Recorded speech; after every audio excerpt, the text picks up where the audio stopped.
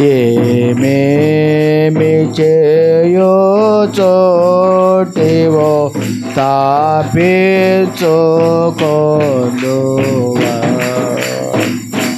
ఓ మానవోండా నీ గతి ఏమౌనో తెలియనా.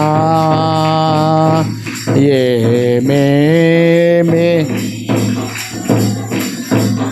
ఇవో తాపించుకొందువా.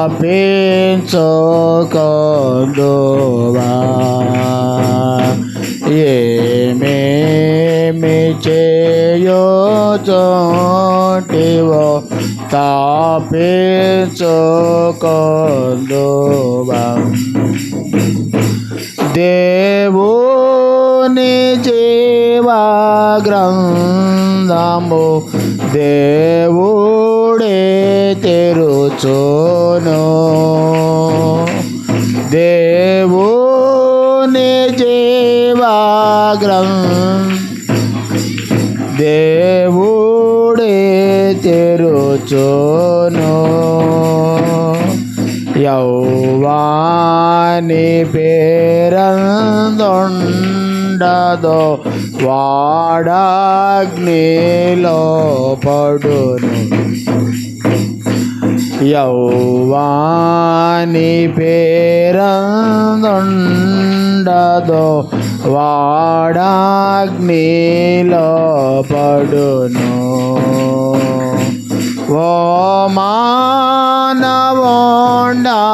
నీ గతి ఏమౌనో తెలియనా. ఏమేమి చేయుచోటివో తాపించుకొందువో.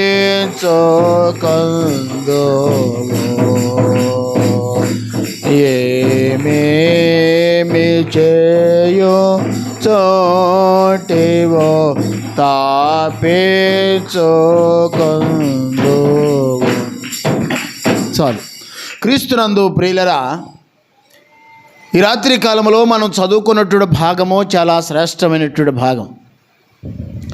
ఈ భాగాన్ని మనం పరిశీలన చేసుకున్నట్లయితే భక్తుడైనటువంటి యోహాను ద్వారా మహోన్నతుడైనటువంటి దేవుడు ఈ రాత్రి నీకు నాకు మనకు తెలియజేస్తున్నటువంటి మాటను మరి చదువుకొని ఉన్నాం.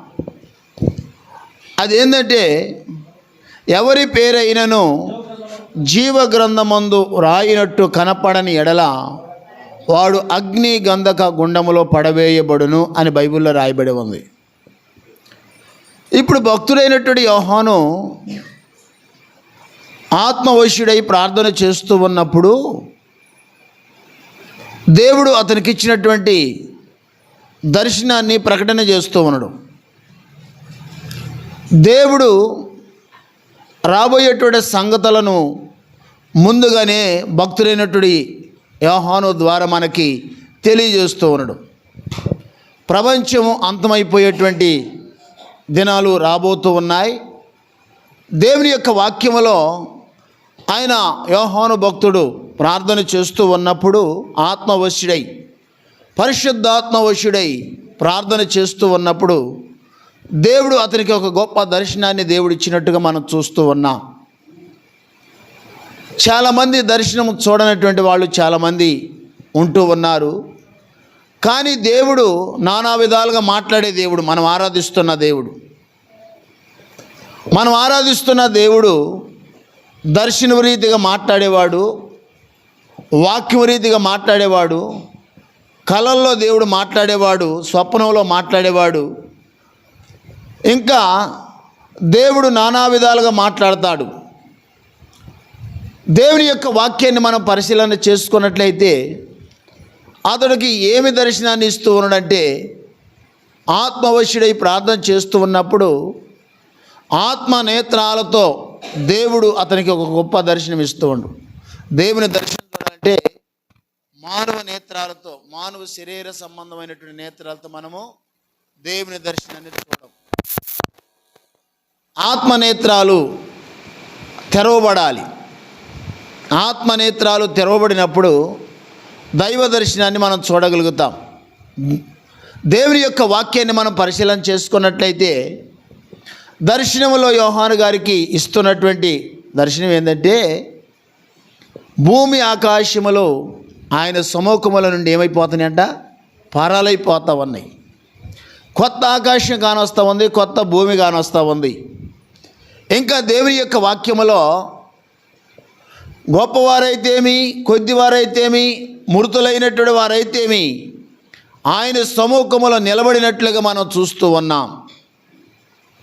దర్శనంలో ఆయన చూస్తూ ఉండడం.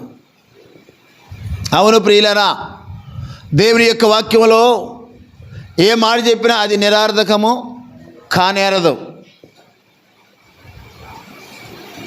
గొప్పవారు, కొద్దివారు, మృతులైనటువంటి వారు. చాలామంది ఏమనుకుంటారంటే బ్రతికేది 3 రోజులేను, బ్రతికిన 3 రోజులైనా ఎంజాయ్ చేసి బ్రతకాలా, ఇష్టానుసారంగా బ్రతకాలా, తర్వాత చచ్చిన తర్వాత తక్కిడో బిక్కుడో కదా, ఎవరు చూసి వచ్చారు, గాలికి గాలి ధూళికి ధూళైపోద్ది అనుకొని బ్రతికిన 4 రోజులైనా 3 రోజులైనా కొంతకాలమైనా ఇచ్చలవిడిగా బ్రతికి తర్వాత వారి యొక్క జీవితాన్ని యుగయుగాలు మండేటువంటి నిత్య నరకానికి తీసుకుని వెళ్ళిపోతూ ఉన్నారు. కానీ దేవుని యొక్క వాక్యంలో ఏం రాయబడిందో తెలుసా? మృతులైనటువంటి వారు కూడా దేవుని ముందర నిలబడవలసిందే, చచ్చినా కూడా దేవుడు విడిచిపెట్టేవాడు కాదు. ఈ సంగతి ప్రతి ఒక్కళ్ళు గ్రహించాలి. నువ్వు స్త్రీవైనా పురుషుడివైనా, యవనస్తుడివైనా యవనరాలువైనా, విద్యవేత్తవైనా విద్య లేనివాడివైనా, ఏ యొక్క డిపార్ట్మెంట్లో జాబ్ చేసేవాడివైనా, ఎంత కోటీశ్వరుడివైనా, ఎంత లోకంలో జ్ఞానవంతుడివైనా, ఎంత అందం కలిగిన వాడివైనా, ఐశ్వర్యవంతురాలువైనా, చనిపోయినా కూడా, మృతులైపోయినా కూడా దేవుని ముందర మనం నిలబడవలసినటువంటి దినము ఒక దినము రాబోతా ఉన్నది. ఆ సంగతి సజీవులమైనటువంటి మనము గ్రహించి లోకంలో దైవ భయము కలిగి క్రీస్తు యొక్క నామానికి మహిమకరముగా బ్రతుకుతూ దేవుని చిత్తానుసారముగా మనం బ్రతికే వారిగా ఉండాలి. మన ఇష్టానుసారంగా జీవించడానికి వీలు లేదు. మనకు నచ్చినట్టుగా, మనం కోరుకున్నట్టుగా, మనం అనుకున్నట్టుగా బ్రతకడానికి వీలు లేదు. ఎందుకంటే దేవుని యొక్క వాక్యములో 2వ కొరింథీయులకు రాసినటువంటి పత్రిక 5వ అధ్యాయము 10వ వాక్యములో అక్కడ మనం చదువుకున్నట్లయితే అక్కడ ఒక మాట రాయబడి ఉంది. ఎందుకనగా తాను జరిగించినటువంటి క్రియల చొప్పున, బ్రతికి ఉన్నప్పుడు ఒక మనిషి తాను జరిగించినటువంటి క్రియల చొప్పున, అవి మంచి అయినను సరే చెడ్డవైనను సరే, ఏందంట, దేహముతో అనగా శరీరములో ఉన్నప్పుడు జరిగించిన వాటి ఫలమును ప్రతి వాడును పొందునట్లు మన అందరము క్రీస్తు న్యాయపీఠము ఎదుట దేవుని నామానికి మహిమ కలుగునగాక. దేహముతో జరిగించినటువంటివి, అవి మంచి అయినా సరే చెడ్డమైనా సరే, క్రీస్తు న్యాయపీఠం ఎదుట నిలబడవలసినటువంటి అవసరత ఒకానొక దినాన ఉంది. డబ్బులున్నాయనో, బలం ఉందనో, పదవి ఉందనో, అధికారం ఉందనో, లోక జ్ఞానం ఉందనో, ఐశ్వర్యం కలిగిన వాడననే ఐశ్వర్యం కలిగిన దానిని మన ఇష్టానుసారంగా లోకంలో బ్రతకడానికి వీలు లేదు. పైన దేవుడు ఒక ఆయన ఉన్నాడు, ఆయన చూస్తూ ఉన్నాడు, ఆయన కనిపెడుతూ ఉన్నాడు. ఏబు రాసిన గ్రంథంలో రాయబడి ఉంది కదా, మనుషుల యొక్క నడతను ఆయన కనిపెట్టి చూచుచున్నాడు అని బైబిల్లో రాయబడి ఉంది. లోకంలో ఎవరు చూచినా చూడకపోయినా, ఎవరు కనిపెట్టినా కనిపెట్టకపోయినా, ఎవరు గ్రహించినా గ్రహించకపోయినా, నువ్వు పొద్దున లేచింది మొదలుకొని రాత్రి పండుకునే వరదాకా నీ మాటలే కానీ, నీ క్రియలే కానీ, నీ జీవిత ప్రవర్తనే కానీ మహోన్నతుడైనటువంటి దేవుడు కనిపెట్టి చూస్తూ ఉన్నాడు. ఎవరు లేనప్పుడైనా చేసే పనులు చూస్తూ ఉన్నాడు. అర్థమవుతుందా? ఏమి మాట్లాడుతున్నావో, ఎట్లా ప్రవర్తిస్తూ ఉన్నావో, ఏ విధంగా నడుచుకుంటున్నావో ఆయన చూస్తూ ఉన్నాడు. ఆయనకు ఒక పేరుంది, ఆయన చూచుచున్న దేవుడు. నువ్వు అనుకోవచ్చు, నా భర్త చూడలేదులే, నా భార్య చూడలేదులే, నా తల్లిదండ్రులు చూడలేదులే, మా పాస్టర్ గారు చూడలేదులే, మా పాస్టర్ గారు చూడలేదులే, నా కడుపును పుట్టిన బిడ్డలు చూడలేదులే, మాకు చదువు చెప్పేటువంటి గురువు చూడలేదులే, మా ఇరుగు పొరుగు వాళ్ళు చూడలేదులే, ఎవరికి తెలియదులే, ఎవరు చూడలేదులే, ఎవరు కనిపెట్టలేదులే అని నీవు చేస్తున్నటువంటి మాట్లాడుతున్న మాటలే కానీ, నువ్వు చేస్తున్నటువంటి పనులే కానీ దేవుడు చూస్తూ ఉన్నాడు అన్న సంగతి మాత్రం ప్రతి ఒక్కళ్ళము గ్రహించవలసిన వారమై ఉన్నాం. ఇశ్రాయేలును కాపాడువాడు కొనుకడు నిద్రవాడు ఒక దినాన దేవుని ఎదుట నిలవబడాలి. ఒక దినాన దేవుని ఎదుట నిలవబడాలి. వాళ్ళు కొద్దివారైనా సరే, గొప్పవారైనా సరే, మృతులైనటువంటి వారంటే చనిపోయినటువంటి వారు కూడా శరీర సంబంధంగా మనుషుల దృష్టిలో చనిపోయిన వాళ్ళు, అది దేవుని దృష్టిలో ఏమై ఉందంట? నిద్ర అయ్యింది. నిద్ర అయ్యింది అంటే మృతులైనటువంటి వారు కూడా లేచి దేవుని ఎదుట నిలవబడవలసినటువంటి వారమై ఉన్నాం. నిలబడినప్పుడు అంట వేరొక గ్రంథము దేవుడు ఏం చేస్తాడంట? ఇప్పుతాడు. వేరే ఒక గ్రంథాన్ని గురించి నేను ఈ రాత్రి మాట్లాడడం లేదు, కానీ ఎందుకంటే టైం లేదు కాబట్టి జీవ గ్రంథాన్ని గురించి నేను మాట్లాడుతున్నా. జీవ గ్రంథము అంటే దాని అర్థం ఏంటంటే, క్రీస్తునందు ప్రియులరా, ఎవరి పేరైనను జీవ గ్రంథమందు వ్రాయినట్టు కనపడని ఎడల వాడు అగ్నిగంధక గుండములో పడవేయబడును. ఇది 2వ మరణం అని బైబిల్లో రాయబడి ఉంది. ఇది 2వ మరణము. అంటే శరీరానికి కాదు, ఆత్మకి దేవుడేసేటువంటి శిక్ష ఇది. ఆత్మకి దేవుడేసే శిక్ష. ప్రాణ ఆత్మ శరీరములు మనిషిలో ఉన్నాయి. ప్రాణ ఆత్మ శరీరములు అంటే దాని అర్థం దేవుడిచ్చినటువంటి అవి సూత్రం అన్నమాట. దేవుడిచ్చినటువంటి అయితే ఆత్మ అనేది దేవుని దగ్గరికి వెళ్ళిపోద్ది. ఆత్మ అనేది దేవుని దగ్గరికి వెళ్ళిపోద్ది. దేవుని దగ్గరికి ఆత్మ వెళ్ళిపోయినప్పుడు అంట శరీరంలో ప్రాణం పోద్దంట. అప్పుడు ఏందంట? మృత దేహం అయిపోద్ది, అంటే డెడ్ బాడీ అయిపోద్ది. అయితే ఆత్మ తాను దయచేసిన దేవుని దగ్గరికి వెళ్ళిపోయినప్పుడు అంట, ఆ ఆత్మ దేవుని దగ్గరికి వెళ్ళిపోయినప్పుడు ఆ ఆత్మకి యుగయుగాలు తరతరాలు శకశకాలు మరి శిక్ష పడకుండా దేవుడు రాజ్యములో, దేవుని యొక్క రాజ్యములో నీ ఆత్మ ఉండాలంటే నీ పేరు ఎక్కడ ఉండాలి? మీరు చెప్పండి. జీవ గ్రంథములో ఉండాలి. మనుషులు వేసే శిక్ష వేరు, కోర్టులు వేసే శిక్ష వేరు, కానీ దేవుడు వేసే శిక్ష చాలా భయంకరమైనటువంటిది. అది యుగయుగాలు ఉండేది. అందుకే ఆత్మరక్షణ కలిగినటువంటి వారమై మనం లోకంలో బ్రతకాలి. ఆత్మరక్షణ కలిగినటువంటి వారమై మనం లోకంలో బ్రతకాలి. ఎందుకు దేవుని దగ్గరికి రావాలి? ఎందుకు బాప్టిసం పొందాలి? ఎందుకు భక్తిగా జీవించాలి? ఎందుకు పరిశుద్ధంగా జీవించాలి? ఎందుకు దేవుని బిడ్డగా జీవించాలి? ఎందుకు పాపం లేని వారిగా పరిశుద్ధులుగా జీవించాలంటే, ఏదో లోకంలో దేవుని దగ్గరికి ఎందుకు రావాలంటే ఏదో గోధుమలు ఎత్తురానో, లేదా దుప్పట్లు ఎత్తురానో, లేదా గొడ్లు ఎత్తురానో, లేదా ఉద్యోగాలు వస్తాయనో, ఏదో అల్పకాల చెప్పండి అల్పకాల పాప భోగాల కోసమో వాటి కోసం కాదు. ఈ యొక్క దేవుడిచ్చినటువంటి ఈ నాగులుప్పలపాడు, ఈ కమ్యూనిటీ చర్చిలో ఉన్నటువంటి ప్రతి ఒక్కళ్ళం గ్రహించాల్సింది ఏంటంటే, మనము ఈ లోకయాత్ర ముగించిన మరుక్షణమే మనం ఎక్కడ కన్ను తెరవాలంటే పాతాళంలో కాకుండా, యుగయుగాలు మండేటువంటి అగ్నిలో కాకుండా, నిత్య నరకంలో కాకుండా, దేవుడు ఉన్నటువంటి నిత్య జీవములో మనం కన్ను తెరవడానికి యేసు ప్రభువుని నమ్ముకోవాలి. రక్షించబడాలి, మారు మనసు పొందాలి, సంఘంలో చేర్చబడాలి.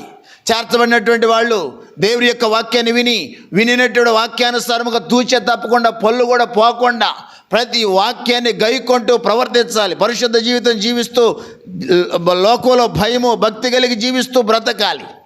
ఎందుకంటే ఆత్మరక్షణను దేవుడు మనకు అనుగ్రహించాడు కాబట్టి దాన్ని ప్రభు వచ్చినంత వరదాకా, మన చివరి శ్వాస వరదాకా కాపాడుకునేటువంటి వారిగా ఉండాలి. అందుకే యేసుప్రభువు ఒక సందర్భంలో ఏమంటాడంటే, నీకు కలిగిన దానిని నువ్వు ఏం చేయమన్నట, గట్టిగా పట్టుకో. లోకంలో ఎన్నెన్నో రావచ్చు, నిందలు రావచ్చు, అవమానాలు రావచ్చు, కష్టాలు రావచ్చు, నష్టాలు రావచ్చు, ఆర్థిక ఇబ్బందులు రావచ్చు, అనారోగ్యాలు రావచ్చు, లోకంలో శోధనలు రావచ్చు, బాధలు రావచ్చు, రకరకాలైనటువంటి రావచ్చు. ఇవన్నీ లోకంలో ఉన్నంత వరకే. ఇవేమి పరలోకానికి తీసుకొని వెళ్ళావు, ఎట్టొస్తాయి ఎట్ట పోతాయి. దేవుడు మనకు తోడుగా ఉన్నట్లయితే, దేవుని యొక్క వాక్యాన్ని మనం గైకొన్నట్లయితే, పరిశుద్ధ జీవితం మనం జీవించినట్లయితే, దేవుని చిత్తాన్ని గైకొని ఆయనని అనుసరించి ఆయన యొక్క ఆ మార్గంలో మనం ఉన్నట్లయితే, వాటన్నిటిని దేవుడు ఏం చేస్తాడంట, తీసేస్తాడు. దేవుడు మనకి ఇచ్చినటువంటి ఆత్మరక్షణను మనం కాపాడుకునే వారిగా ఉండాలి. ఇంకొక విషయం ఏంటంటే, క్రీస్తునందు ప్రియులరా, దేవుని యొక్క వాక్యంలో మన ఆత్మ యుగయుగాలు మండేటువంటి అగ్నికి ఆహుతి కాకుండా ఉండు నిమిత్తమై మనము దేవుని దగ్గరికి రావాలి. మరొక ఆశ మనకు ఉండకూడదు. ఇంకేమి ఇక్కడ ఏదో ఇస్తారనో, ఏదో చేస్తారనో, ఏదో కలిగిద్దనో మనము ఏమండకూడదు. ఎందుకు రావాలంటే, మన ఆత్మను రక్షించుకోవడానికి, మన ఆత్మ నిత్య నరకానిలో నుంచి తప్పించుకోవడానికి, మన కుటుంబం రక్షించుకోవడానికి, మన కుటుంబంలో ఉన్నటువంటి బిడ్డలను రక్షించుకోవడానికి, మన కుటుంబంలో ఉన్నటువంటి మన భర్త రక్షించుకోవడానికి, మన కుటుంబంలో ఉన్నటువంటి మన భార్య రక్షించుకోవడానికి, మన గ్రామాన్ని, మన పాలెన్ని, మన జాతి ప్రజలను రక్షించుకొని ఏ ఒక్కరూ నిత్య నరకానికి వెళ్లకుండా నిత్య జీవానికి వెళ్ళిపోయేటువంటి ఆ యొక్క పనిలో మనందరం ఉండేటువంటి వారిగా ఉండాలి. తీసుకొని వెళ్ళిపోయే వారిగా ఉండాలి నిత్య జీవములోనికి. అయితే దేవుని యొక్క వాక్యాన్ని మనం పరిశీలన చేసుకున్నట్లయితే, ఇక్కడ దేవుని యొక్క వాక్యాన్ని మనం పరిశీలన చేసుకున్నట్లయితే, మృతులైనటువంటి వారు కూడా, అనగా దాని అర్థం ఏంటంటే, లోకంలో కన్ను మూసినటువంటి వారు కూడా లేచి నిలబడ్డట్టుగా, గొప్పవారైనటువంటి వారు లోకంలో ఉన్నారు, వాళ్ళు కూడా, కొద్దివారైనటువంటి వారు లోకంలో ఉన్నారు, వాళ్ళు కూడా దేవుని ఎదుట నిలబడినట్టుగా, గొప్ప సైన్యముగా నిలబడినట్టుగా, గొప్ప గుంపు సమూహముగా నిలబడినట్టుగా ఈయన దర్శనంలో చూస్తూ ఉన్నాడు భక్తుడు. ఇంకొక విషయం చెప్పంటారా, అదే గ్రంథాలు ఉన్నాయంట, వేరొక గ్రంథము అని బైబిల్లో రాయబడి ఉంది, కానీ జీవ గ్రంథం అని కూడా బైబిల్లో రాయబడి ఉంది. అయితే దేవుని యొక్క వాక్యాన్ని మనం చదువుకుంటే, ఆయన సముఖంలోనంట భూమి ఆకాశములు ఏమైపోయినాయి అంట, లయమైపోయినాయి, పరాలైపోయినాయి. అయితే వేరొక గ్రంథమును గురించి నేను మాట్లాడటం లేదు, కానీ జీవ గ్రంథములో ఎవరి పేరైతే వ్రాయినట్టు కనపడని ఎడలా వాడు అగ్ని గంధకాల గుండములో పడవేయబడును. ఇది 2వ మరణము. అది యుగయుగాలు మండేటువంటి అగ్ని. అందుకే దేవుని యొక్క వాక్యం ఏం రాయబడిందంటే, పాతాళ వశము కాకుండా తన్ను తాను తప్పించుకొనగలిగిన వాడు ఎవరైనా ఉన్నారా అని ఉంది బైబిల్లో. తన్ను తాను తప్పించుకోగలుగుతావా? దేవుని వల్ల తప్పిస్తాడు, దేవుడు తప్పిస్తాడు. నువ్వు తప్పించుకోవాలి. నీ జ్ఞానం వల్ల నువ్వు తప్పించుకోలేవు, నీ విద్య నిన్ను తప్పించదు, నీ కులం నిన్ను తప్పించదు, నీ ఐశ్వర్యం నిన్ను తప్పించదు, నీ ఎండి బంగారాలు నిన్ను తప్పించవు. నువ్వు కలిగినది భూలోకంలో ఏదైతే కలిగి ఉన్నావో అయ్యేయి నిన్ను తప్పించవు. కానీ నిన్ను కానీ, నీ కుటుంబాన్ని కానీ, నిన్ను కానీ, నీ ప్రాంతాన్ని కానీ దేవుడు పాతాళం నుంచి తను తాను తప్పించగలిగినటువంటి వాడు దేవుడు ఉన్నాడు. ఆయన దగ్గరికి ఖచ్చితంగా రావాలి, ఆయన యొక్క పాదాల దగ్గర మోకరించాలి. ఆయన కల్వరి శిలువలో కరచినటువంటి ప్రశస్తమైన రక్తము చేత కడుక్కొని, వాక్యాన్ని విని, వాక్యాన్ని గైకొని, దేవుని అమూల్యమైనటువంటి పరిశుద్ధ జీవితాన్ని మనం సమస్త ప్రవర్తన యందు కలిగి ప్రవర్తించాలి. అయితే దేవుని యొక్క వాక్యాన్ని మనం చదువుకున్నట్టయితే, జీవ గ్రంథము అనగా మనం మారు మనసు పొందిన తర్వాత, బాప్టిజం పొందిన తర్వాత, మన ప్రవర్తన విషయంలో మార్పు చెంది పాప క్షమాపణ నిమిత్తం బాప్టిజం పొందిన తర్వాత, దేవుని బిడ్డలమని తీర్మానం చేసుకున్న తర్వాత, ప్రమాణం చేసుకున్న తర్వాత, దేవుడు మన పేరు ఏం చేస్తాడంట, జీవ గ్రంథంలో లిఖిస్తాడు. జీవ గ్రంథం లిఖిస్తాడు. మన పేరు ఎక్కడ ఉండాలి మీరు చెప్పండి? భూలోకంలో ఎక్కడ లేకపోయినా మనకు బాధ ఏమి లేదు. ఇంటి మీద లేకపోయినా బాధ లేదు, రేషన్ కార్డులో లేకపోయినా బాధ లేదు, నీ పేరు చెడ్డదని భూమి మీద ఉన్నటువంటి మనుషులు కొట్టేసినా బాధ లేదు. చాలామంది మా పేరు చెప్పలేదేంది, మా పేరు చెప్పలేదేంది, మేమింత చేస్తే మా పేరు చెప్పలేదేంది, మా పేరు రాయలేదేంది అని లోకంలో ఉన్నటువంటి వాటి కోసం పోకులాడుతూ ఉన్నారు. కానీ మన పేరు ఎక్కడ ఉండాలి అంటే, ఎక్కడ ఉండాలంటే జీవ గ్రంథములో రాయించుకోవాలి, దేవుని చేత రాయించుకోవాలి. నేను అనుకుంటున్నాను ఇక్కడ జీవ గ్రంథములో ప్రతి ఒక్కళ్ళ పేరు దేవుడు రాసి పెట్టిండి అని నమ్ముతున్నాను. రాసిన తర్వాత బాప్టిజం పొందిన తర్వాత, సంఘంలో చేర్చబడిన తర్వాత, బాప్టిజం పొందిన తర్వాత, పాప క్షమాపణ పొందిన తర్వాత ఇక నీ పేరు జీవ గ్రంథంలో లిఖించబడింది. అయితే లిఖించినటువంటి ఆ పేరును నీ చివరి శ్వాస వరదాకా దానిని ఏం చేసుకోవాలి మీరు చెప్పండి? ఏం చేసుకోవాలంట? దాన్ని తుడిపేయకుండా దేవుడు కాపాడుకోవాలి.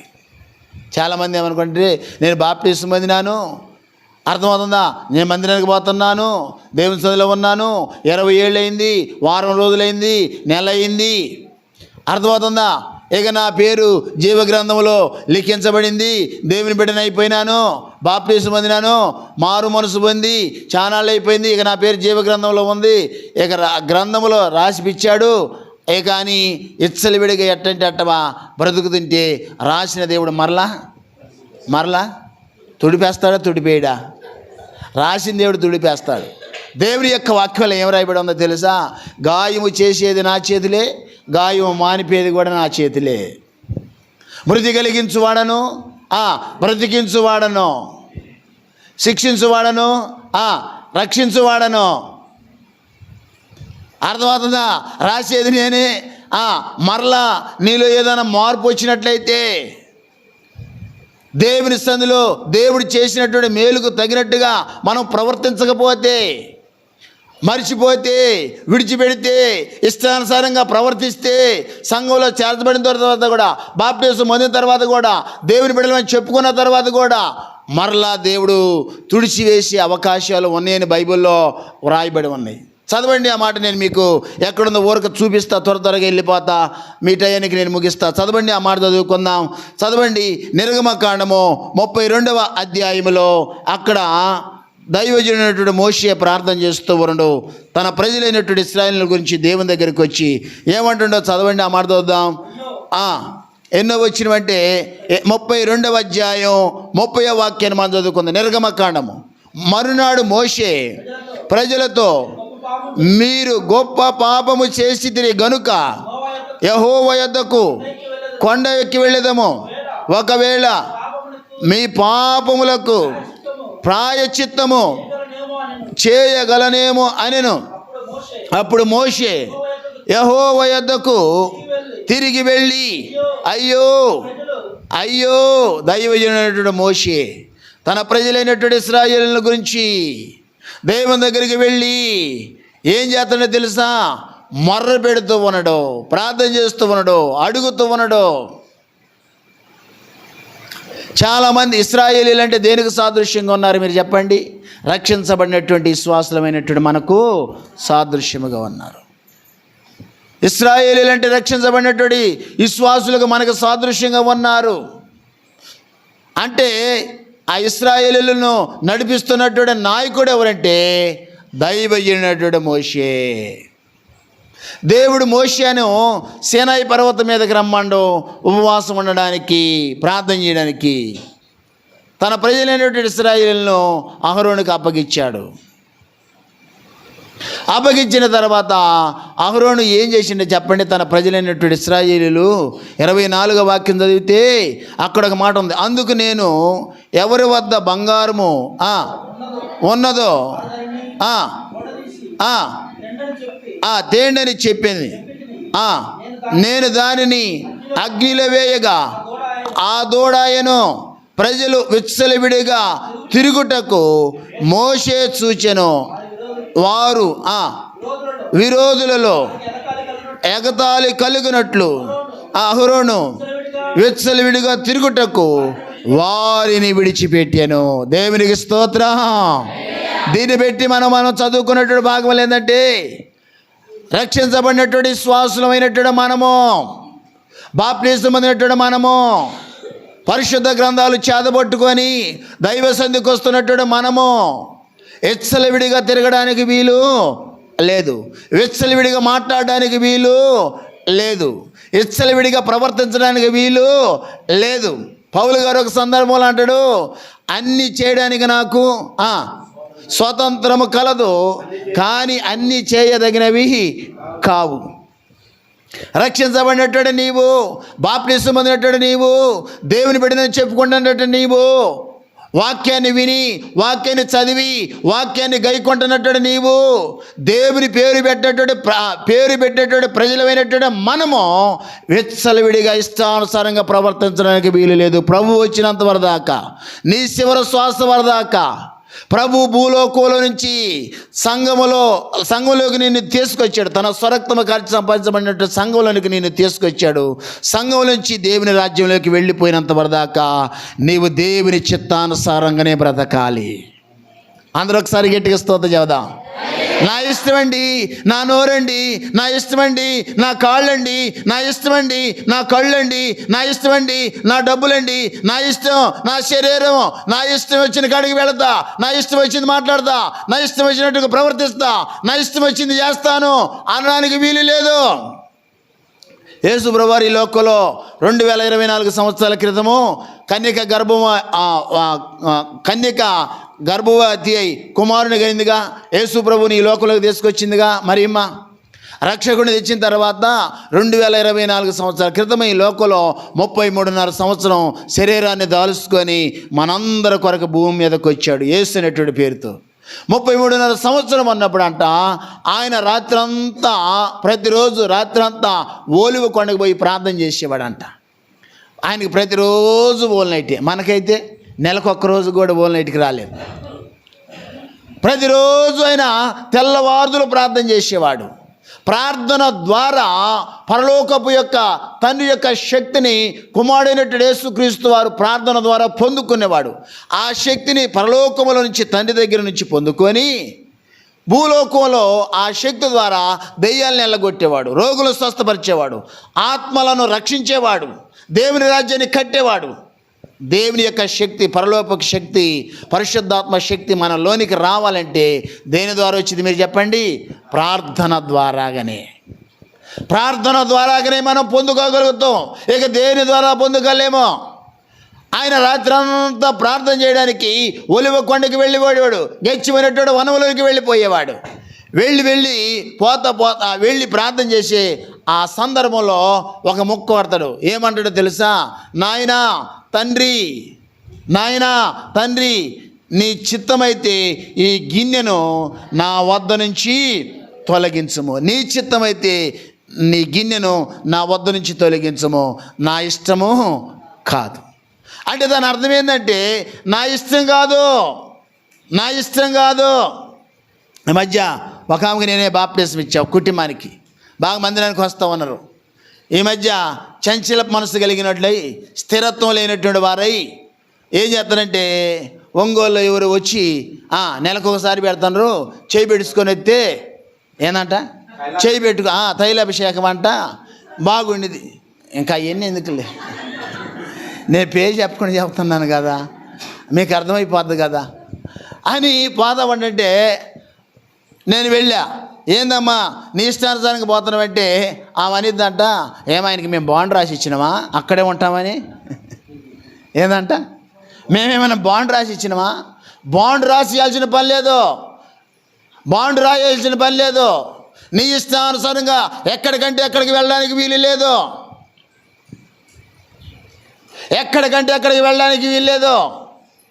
దేవుని యొక్క నామములో దేవుడు నీకు ఇచ్చినటువంటి సంఘము ఒకటి ఉంది. బైబిల్లో ఒక మాట ఉంది. ఏముందంటే ఆ యెహోవా మందిరములో చెప్పండి నాటబడిన వారమై వర్ధిల్లుదము. నీ వర్ధిల్లాలంటే, నీ కుటుంబం వర్ధిల్లాలంటే, నీ ఆత్మీయ స్థితి వర్ధిల్లి సుఖముగా సౌఖ్యముగా నువ్వు నీ కుటుంబం బ్రతకాలంటే, అన్నిటిలో సమృద్ధి కలిగి దైవ దీవెనలు కలిగి ఉండాలంటే నువ్వు నాటబడినటువంటి అనుభవం ఉండాలి.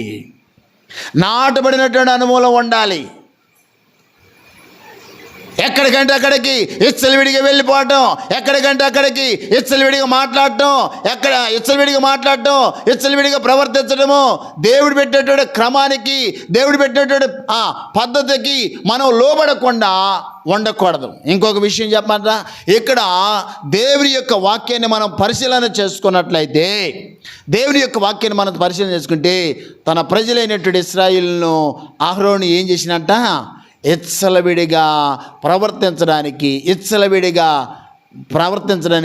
వాళ్ళు ఏం చేశారంట, వదిలేశాడు, విడిచిపెట్టాడు.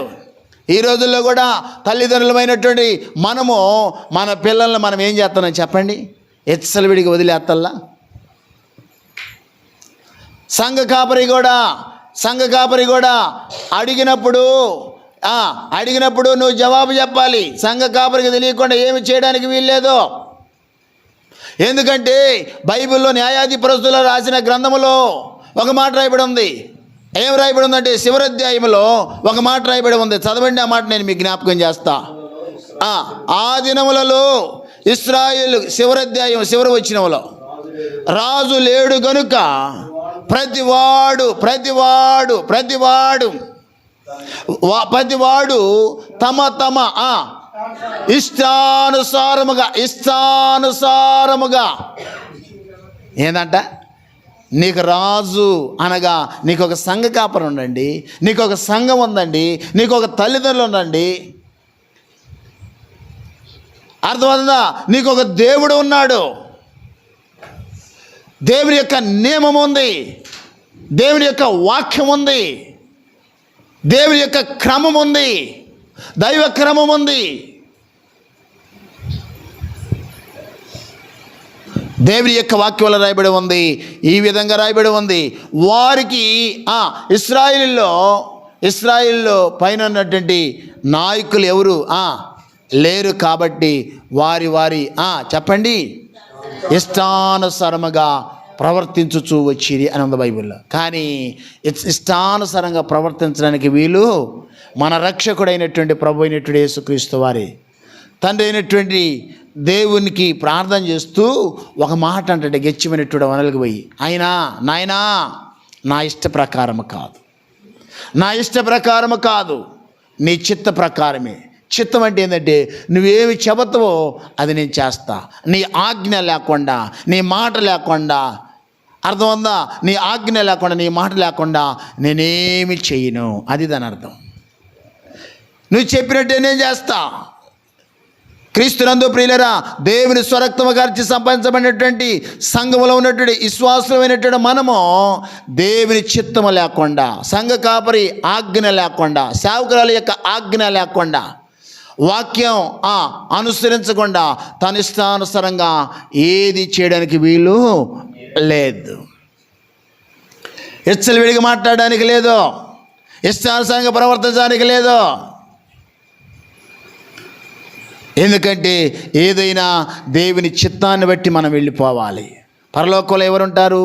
ప్రభువా అని పిలుచు ప్రతివాడు పరలోక రాజ్యంలో ప్రవేశించడు. కానీ ఊరక దేవుని దగ్గరికి వచ్చి మందిరంలో కూర్చొని పాటలు పాడి ఆరాధనలో ఏకీభవించి వాక్యం విని బైబిల్ చదువుకొని ప్రసంగం చేసి కూడా పరిశుద్ధాత్మను పొందుకున్నానని ఎగిరి కూడా ఇంటికి పోయిన తర్వాత నీ ఇష్టానుసారముగా, నీ చిత్తానుసారముగా, నీకు అనుకూలంగా ఉన్నట్టుగా బ్రతికితే, నడుచుకుంటే, లోకంలో ఉన్నటువంటి ప్రజలు, లోకంలో ఉన్నటువంటి అన్య జనాంగం ప్రవర్తించినట్టుగా ప్రవర్తిస్తే, నువ్వు దేవుని కాడికి వచ్చి మందిరంలోకి వచ్చి ప్రభు అన్న కూడా ఉపయోగమేమీ లేదు. దేవుని చిత్తము అంటే దేవుడు ఏమి చెప్పాడో, ఎట్లా ఉండమన్నాడో, ఏ విధంగా ఉండమన్నాడో, ఏ విధంగా నడుచుకోమన్నాడో, ఏ విధంగా ప్రవర్తించమన్నాడో, ఏ విధంగా దేవుని యొక్క నామానికి మహిమకరంగా బ్రతకమన్నాడో, ఆ విధంగా బ్రతికితేనే దేవుని రాజ్యంలో మనం ప్రవేశిస్తాం అని చెబుతా. అక్కడ ఏముండిద్దంటే, ప్రభువా అని పిలుచు ప్రతివాడు పరలోక రాజ్యంలో ప్రవేశించడు, కానీ పరలోకమందున్నటువంటి నా తండ్రి చిత్తము ప్రకారం చేయవాడే ప్రవేశించు. నా దగ్గరకు వచ్చి నా మాటలు విని వాడు చొప్పున చేయు ప్రతివాడు బండ మీద తను ఇల్లు కట్టుకున్న బుద్ధివంతుడు. అంటే దేవుని దగ్గరికి వచ్చి దేవుని మాట ప్రకారం చేసేటువంటి వాడు బుద్ధివంతులు అని బైబిల్లో రాయబడి ఉంది. దేవుని దగ్గరికి వచ్చి దేవుని మాటలు విని వాడి చొప్పున చేయనటువంటి వాడు ఎవరంటే బుద్ధిహీనులు అని బైబిల్లో రాయబడి ఉంది. బుద్ధివంతులుగా మనం జీవించాలి.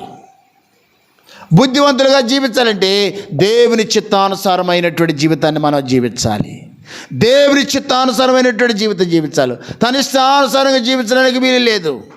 ఇక్కడ దేవుని యొక్క వాక్యాన్ని మనం పరిశీలన చేసుకున్నట్లయితే క్రీస్తునందు ప్రియులరా విచ్చలవిడిగా ఎండంత బంగారం అంత తీసుకురండి, ఏందంట కరగబెడదాము, ఒక దూడం చేద్దాము, విచ్చలవిడిగా.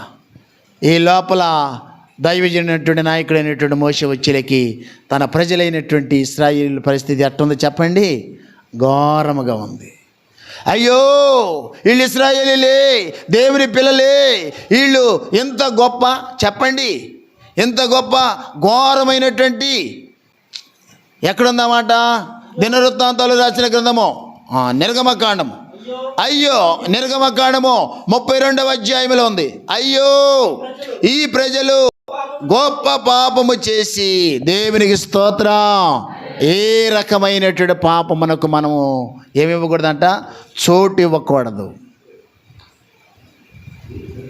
దేవుని సంఘములో ఉన్నటువంటి మనము, దేవుని యొక్క రక్తంలో కడగబడినటువంటి మనము దేవుని చిత్తానుసారముగానే జీవించాలి. కానీ బైబిల్లో ఒక మాట ఉంది, పేతురు ద్వారా దేవుడు మహోన్నతుడైన దేవుడు అంటాడు, నేను పరిశుద్ధుడిని గనుక మీరును సమస్తమైనటువంటి ప్రవర్తన యందు పరిశుద్ధులై ఉండండి. సమస్తమైనటువంటి ప్రవర్తన యందు పరిశుద్ధులై ఉండండి. పరిశుద్ధులుగా ఉండడానికి నేను మిమ్మల్ని పిలిచితిని. పరిశుద్ధులుగా ఉండడానికి నేను మిమ్మల్ని పిలిచితిని. ఇక్కడ దేవుని యొక్క వాక్యాన్ని మనం చదువుకుంటే అయ్యో మోషే అంటుంది కదా, అయ్యో ఈ ప్రజలు గొప్ప పాపము చేశారు. దాని అర్థం ఏంటంటే ఇచ్చలవిడిగా ప్రవర్తించడం, ఇచ్చలవిడిగా మాట్లాడటం, ఇచ్చలవిడిగా మనకిష్టం వచ్చినట్టుగా చేయటం వీలు లేదు, చేయకూడదు. మరలా లోకంలో దేవుని దగ్గరకు వస్తూ వాక్యం వింటూ బాప్టిజం పొంది దేవుని బిడ్డలకు వంట దేవుని నామానికి అవమానకరముగా లోకంలో మనం బ్రతికితే, మళ్ళీ లోక సంబంధమైనటువంటి వాటిల్లో మనం పాలు పంపులు పొందితే మన పేరు జీవగ్రంథంలో లిఖించినా కూడా దేవుడు మరలా ఏం చేస్తాడంట, తుడిచేస్తాడు. ఇక్కడ బైబిల్లో రాయబడి ఉంది కదా, చదవండి ఆ మాట, నేను చదువుకుందాం. 32వ వాక్యం, అయ్యో నీవు వారి పాపములను ఒకవేళ పరిహరించితివా లేని ఎడల నీవు రాసిన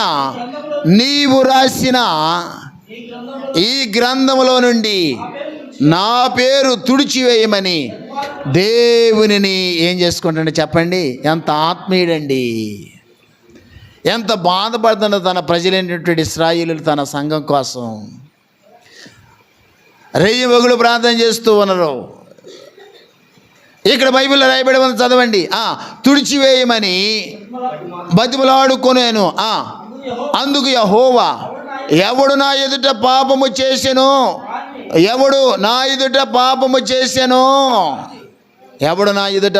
చేసెను వానిని నా గ్రంథములో నుండి దేవునికి స్తోత్రం, హల్లెలూయా.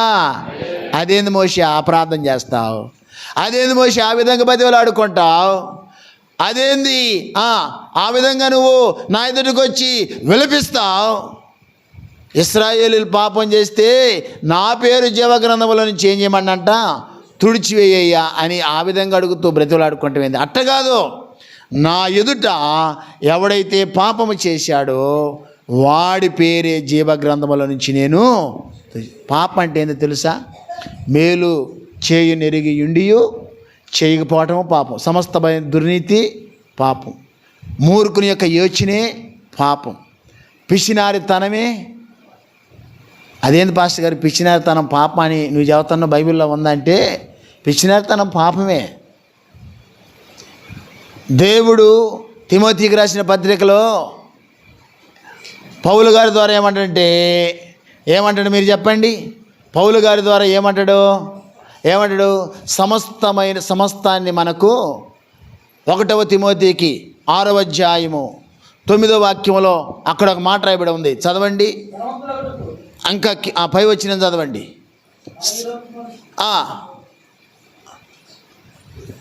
తిమోతికి రాసినటువంటి పత్రిక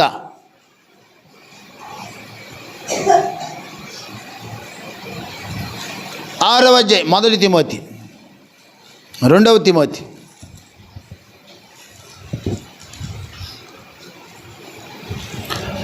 1 తిమోతికి రాసిన పత్రిక 6వ అధ్యాయము 17వ వాక్యాన్ని మనం చదువుదాం. ఏహమందు ఆ ధనవంతులైనటువంటి వారు గర్విష్ఠులు కాక అస్థిరమైన ధనమందు నమ్మిక ఉంచక సుఖముగా, దేవునికి స్తోత్రం. ఇక్కడ పాయింట్ ఉంది, సుఖముగా అనుభవించుటకు సమస్తమును 1, 2 కాదండి, A to Z. నీకు, నీ కుటుంబానికి, నీకు, నీ పిల్లలకి ఏమైతే అవసరమయ్యాయో వాటినన్నిటినీ మహోన్నతమైనటువంటి దేవుడు అంట సమస్తాన్ని ధారాళముగా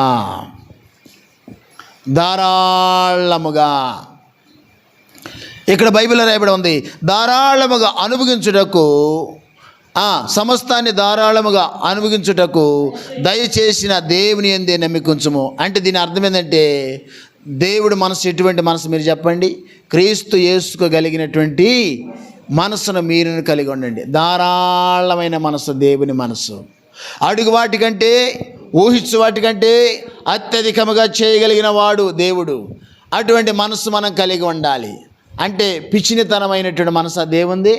మీరు చెప్పండి, పిచ్చినితనమైనటువంటి మనసా? అందుకే కొరింథీయులకు రాసినటువంటి పత్రికలు ఏముందంటే, బలవంతము కాకయు సనుగు కొనకయు పిచ్చిని ఉన్న బైబిల్ మాట, పిచ్చినితనము కాకయు ఎక్కడుందన్నమాట? కొరింథీయులకు రాసినటువంటి పత్రిక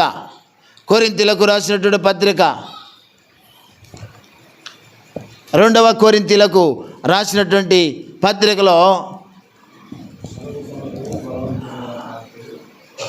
2వ కొరింథీయులకు రాసిన పత్రిక ఎన్నవ అధ్యాయం?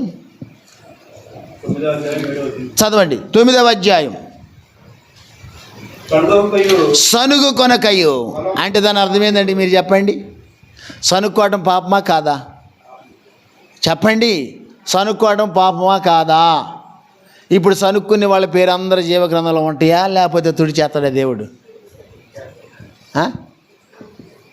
భర్త మీద జనుక్కోవటం, భార్య మీద జనుక్కోవటం, సేవకుల మీద జనుక్కోవటం. ఈ మధ్య మా సంఘంలో ఒక సనుగుడు ప్రారంభమైంది. అరణ్యములోనంట ఇశ్రాయేలు అంట సనిగి సంహారకుని యొక్క చేతులు ఏమైపోయారంట? సంహరించబడ్డారు. ఏంది పాస్టర్ గారు ట్యాబ్కి ఆ మీటింగ్ అంటాడు, ఈ మీటింగ్ అంటాడు, అది అంటాడు, ఇది అంటాడు, అది చేయండి, ఇది చేయండి అంటారు. ఈ సనుక్కునే వాళ్ళు చెయ్యరు, చేసేవాళ్ళని చేయనీరు. వీళ్ళు ఏం చేయరు, వీళ్ళు చేయనీరు. ఇప్పుడు సనుక్కునే వాళ్ళ యొక్క పేరు సనుక్కోవడం పాపమా కాదా? సనుక్కునేటువంటి వారిని జీవగ్రంథంలో పేరు చెప్పండి తుడిచివేయబడిద్దా, లేకపోతే ఆంతను పెడతారు సనుక్కుంటామన్నా? సనుగు కొనకయు, రెండోది బలవంతము కాకయు. ఏందంట? చాలామంది బలవంతంగా వస్తారు దేవుని దగ్గరికి, బలవంతంగా పరిచర్య వాళ్ళ చేత చేపియాల్సి వచ్చింది. బలవంతంగా దేవునికి చెప్పండి చేసే కొద్దిగైనా సరే చేస్తారు. బలవంతంగా. దేవుని యొక్క వాక్యంలో ఏం రాయబడిందో తెలుసా? ఉత్సాహముగా ఇచ్చువానిని దేవుడు ఎంతో ప్రేమించును. ఉత్సాహముగా ఆయన యొద్దకు రండి అని 100వ కీర్తనలో రాయబడి ఉంది. ఇంకా బైబిల్లో ఎఫెసీయులకు రాసిన పత్రికలో మనుషులకు చేసినట్టు కాకుండా దేవునికి చేసినట్టే, దేవునికి చేసినట్టే, దేవునికి చేసినట్టే, మనుషులకు చేసినట్టు కాదు, దేవునికి చేసినట్టే. ఎట్ట చేయాలంట? ఇష్టపూర్వకంగా చేయాలి, ఇష్టపూర్వకంగా చేయాలి, ఇష్టపూర్వకంగా, మనసు పూర్తిగా, హృదయపూర్వకంగా. నేను దేవుని పని చేస్తున్నాను, దేవుని పని చేస్తున్నాను, నేను దేవునికి ఇస్తున్నాను. దేవుడు సమస్తాన్ని నాకు, నా కుటుంబానికి, నాకు, నా పిల్లలకు, నాకు, నా భర్తకి, నాకు, నా భార్యకి కావలసినటువంటి సమస్తాన్ని ధారాళంగా దేవుడు అనుగ్రహిస్తూ ఉండు. నేను దేవునికి ధారాళంగా చేయాలి అనేటువంటి మనసు లేనటువంటి వాళ్ళందరూ పేరు జీవగ్రంథముల నుంచి దేవుడు ఏం చేస్తాడంట? బైబిల్లో రాయబడి ఉంది, సనుగు కొనకయు బలవంతముగా కాకయు, బలవంతముగా కాకయు. తర్వాత ప్రతివాడును తన హృదయములో నిశ్చయించుకున్న కొలది ఇవ్వవలెను. దేవుడు ఉత్సాహంగా ఇచ్చువానిని ప్రేమించును. మరియు ఆ పై వచనాలు ఏముంటుందంటే పిచ్చినితనముగా అనే మాట కూడా ఉండిద్ది. కొంచెముగా ఇచ్చువాడు సమృద్ధిగా ఇచ్చువాడు. కావున ఎన్నో వచ్చిన అది లోగడ ఇచ్చేది 5వ వచనం, లోగడ ఇచ్చేదేమని మీరు చెప్పినటువంటి ధర్మము దేవునికి స్తోత్రం కలుగునుగాక. ఏ మాట చెప్పినా బైబిల్లో చెబుతాం మేము. బైబిల్లో లేని మాట చెబితే మీరు ఎప్పుడైనా ఎక్కడైనా అడగొచ్చు.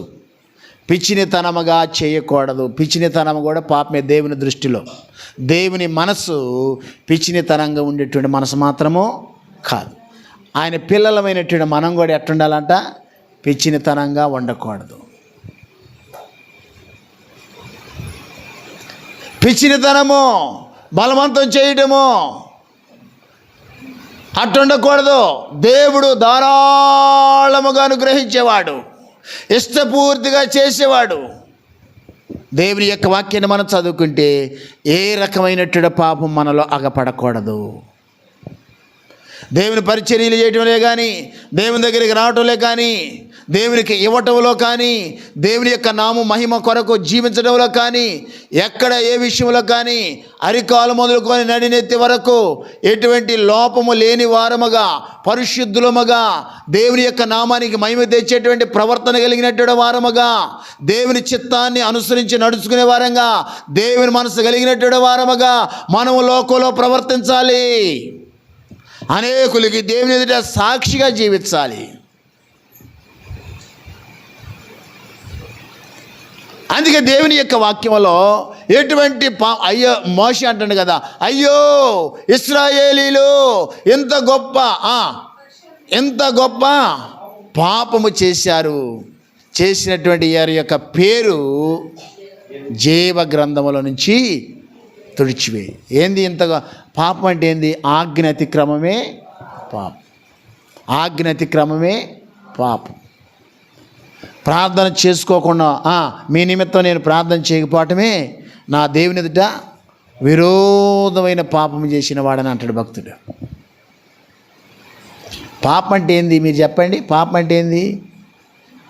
దేవుని ఇంకో విషయం చెప్పండి, అలక్ష్యం చేయటం కూడా పాపమే. అలక్ష్యం చేయటం సంఖ్యాకాండంలో 16వ అధ్యాయంలో అలక్ష్యము, యెహోవాని వీరు అలక్ష్యం చేశారు కాబట్టి ఈ భూమి నెర్రెలుగా, అంటే ఎక్కడుంది ఆ మాట? సంఖ్యాకాండము. అలక్ష్యము చేయటం, నిర్లక్ష్యం చేయటం, దేవుని ఆజ్ఞే కానీ, దేవుని సన్నిధికి రావటమే కానీ. సంఖ్యాకాండము 16వ అధ్యాయంలో ఆ మాటలు రాయబడి ఉంటాయి. చదవండి 16వ అధ్యాయంలో.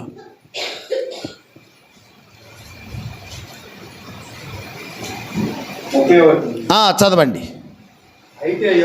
అయితే యెహోవా గొప్ప ఎంత పుట్టించడం వలన వారు ప్రాణములతో పాతాళములోనికి కూలునట్లు. పాతాళానికి బావచ్చా? పాతాళం ఎక్కడ ఉంది? భూమి కింద ఉంది. మనం భూమి కింద ఉన్నటువంటి పాతాళంలోకి వెళ్ళకూడదు. ఎక్కడికి పోవాలయా? పరలోకానికి వెళ్ళాలి, నిత్య జీవానికి వెళ్ళాలి. అయితే యెహోవా గొప్ప ఎంత పుట్టించడం వలన వారి ప్రాణములతో పాతాళమునకు కూలినట్లు భూమి తన నోరు తెరచి వారిని వారికి కలిగిన సమస్తమును మింగివేసినలా. ఎందుకు వచ్చింది వీళ్ళని? యెహోవాను ఏం చేసినట్టంట? అలక్ష్యము చేసినందువలన. దేవుని సేవకుడి మాట, సేవకురాల మాట, దేవుని మాట, దేవుని యొక్క వాక్యాన్ని అలక్ష్యము చేసినందువల్ల, నిర్లక్ష్యం చేసినందువల్ల, లెక్క చేయకపోవటం వల్ల, శ్రద్ధ చూపించలేకపోవటం వల్ల నేను ఆశ్చర్యపోయాను మిమ్మల్ని చూసి. ఏంది పాస్టర్ గారంటే 7:30కో 8 గంటలకు స్టార్ట్ చేస్తే 8:30 కల్లా అందరు వచ్చి కూర్చోరు. మిమ్మల్ని బట్టి నేను దేవుని స్తుతిస్తున్నా. మా దగ్గర అయితే 8 గంటలకు పెడితే 9:30 దాకా వస్తానే ఉంటారు. ఆదివారం అయితే 10 గంటలకు పెడితే 12 గంటలకు వస్తానే ఉంటారు. ఏం చేస్తాం?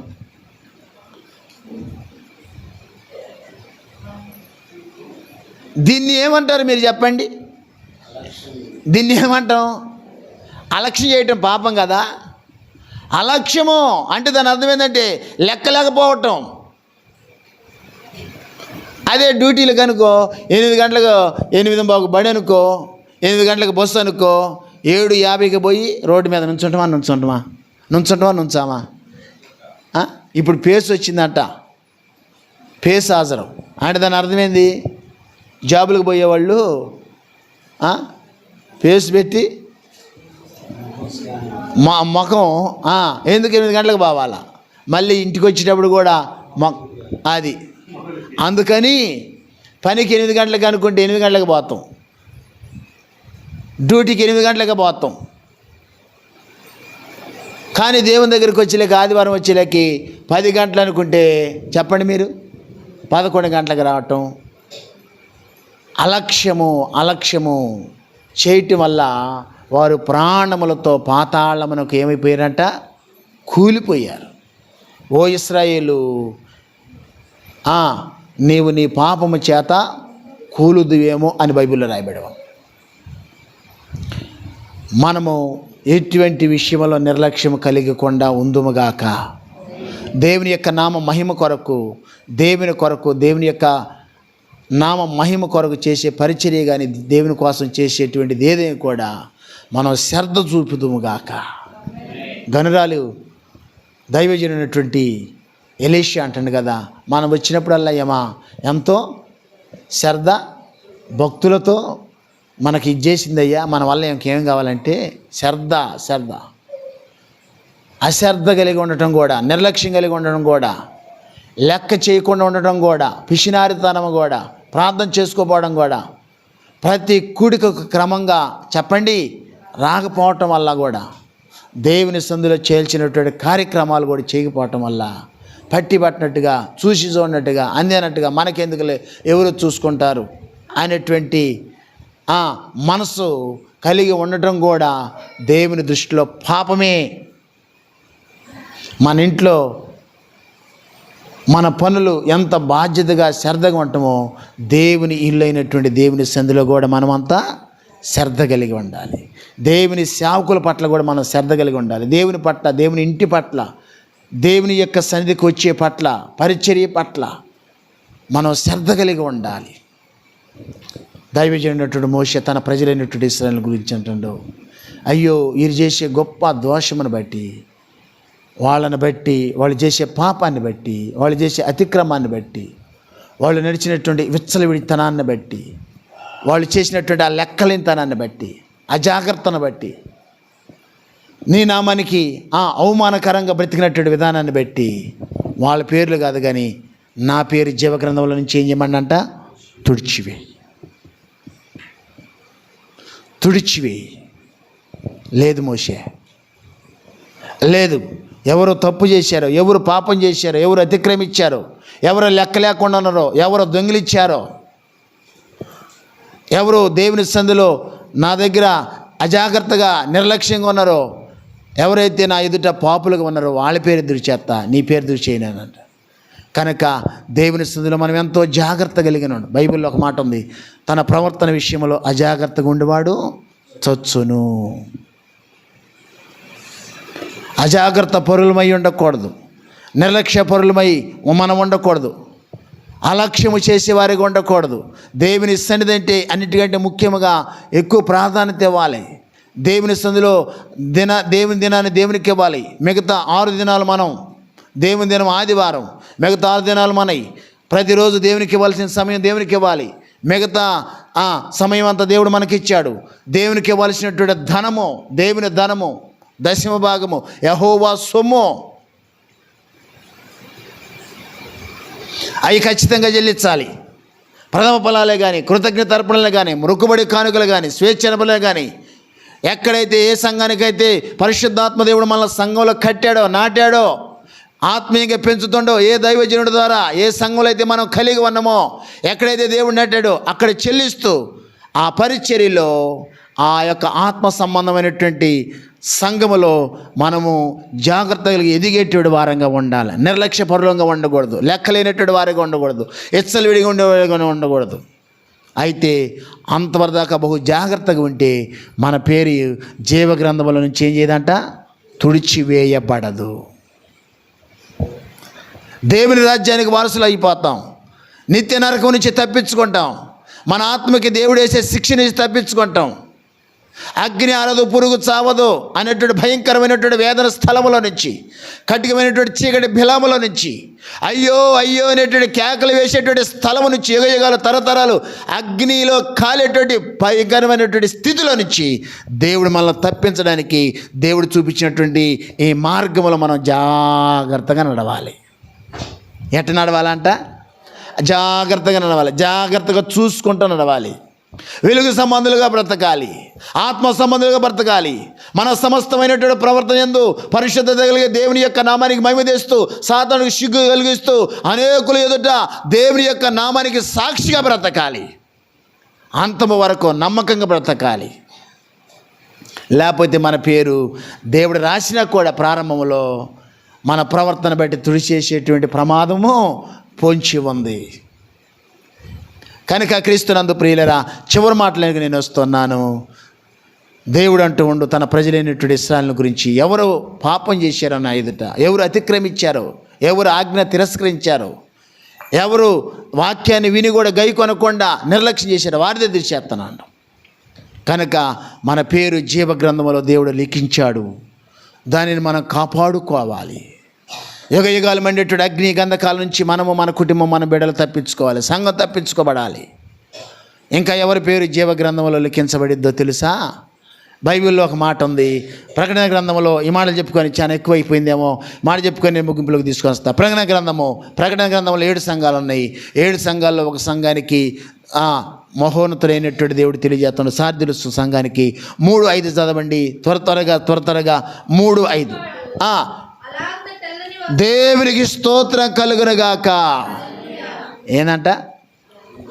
ఆత్మ చెప్పే సంగతులంట చెవి గలవాడు. ఆత్మ అంటే మీరు ఏమనుకుంటున్నారు? ఆత్మ అంటే మీరు ఏమనుకుంటున్నారు?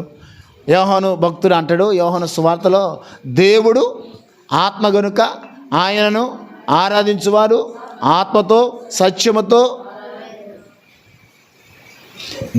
దేవుడు ఏమయ్యండంట? ఆత్మ అయ్యండు. అంటే దేవుడు చెప్పే సంగతులంట ఆత్మ చెవులు గలవాడు వినుగాక. ఆత్మ చెవులు గలవారు వినుగాక. శరీర సంబంధమైనటువంటి చెవులు కాదు, ఆత్మ సంబంధమైన చెవులు గలవారు వినుగాక. సంఘముతో. సంఘం అంటే మీరు ఏమనుకుంటారు? సంఘం అంటే మందిరం అనుకుంటారు. మందిరం కాదు, సంఘం వేరు, మందిరం వేరు. సంఘం అంటే రక్షించబడినటువంటి విశ్వాసుల సమూహమే ఒక సంఘం. దేవుడు స్వరక్తము గార్చి సంపాదించబడినటువంటి సంఘం అది. ఇది 4 గోడల మధ్యలో గూడు కానీ, ఒక ఇంట్లో గూడు కానీ, ఒక చెట్టు కింద గూడు కానీ, ఇది దేవుని స్వరక్తము గార్చి సంపాదించబడినటువంటి సంఘం. ఇది దేవుని సంఘం. దేవుని సంఘంలో అందరూ ఉంటారు. ఇప్పుడు దేవుని సంఘాన్ని కుల సంఘాలుగా మార్చేశారు. దేవుని సంఘాన్ని ఏం చేశారంట? కుల సంఘాలు అంటే ఏంటి చెప్పండి. మొన్న మా దగ్గరికి సిఆర్పిఎఫ్ పోలీసు ఒక ఆయన, నేనే బాప్టిజం ఇచ్చా. కులానికి చూస్తే నాయుళ్ళు. సందర్భం వచ్చింది కాబట్టి చెప్పాలి, కులం పేరు కూడా తప్పదు. ఏం చేస్తావు? తేపగొల్ల ఇది నా స్థలం, ఇది నా స్థలం, ఇది మా మందిరం, ఇది మా మందిరం అంటాడు. నీ మందిరం ఏందిరా బాబు? నా మందిరం సమస్త ఇళ్ళకు ప్రార్థన మందిరం అని ఉంటే నా మందిరం అంటున్నావు, ఇది దేవుని మందిరం అని ఏనాడు చెప్పమంటే యేసుప్రభువారు చూసి మరి నీ మందిరం అయితే నువ్వే తీసుకురా అన్నట. సరే మొత్తానికి వాళ్ళ ఇంటి వాళ్ళు పెట్టుకుంటామను. తర్వాత వాళ్ళ ఇంటి ఎదురోళ్ళు మా దగ్గరికి ప్రార్థనకు వస్తామంటే అక్కడికి పోయి అంటానంట, మన కులం అంతా కలిసి ఏందంట, మన కులం అంతా కలిసి సంతనవంతులపాడు, మా ఊరేమిటి సంతనవంతులపాడు ఉంది, ఆడ ఒక ఏ మందిరం అమ్మ ఇదంటే ఇది కమ్మోళ్ళ మందిరం అంట. ఈ మధ్య ఇది ఎవరి మందిరం అంటే వైసీపీ వాళ్ళ మందిరం అంట, ఇది టీడీపీ వాళ్ళ మందిరం అంట. పార్టీ మందిరాలు, కుల మందిరాలు.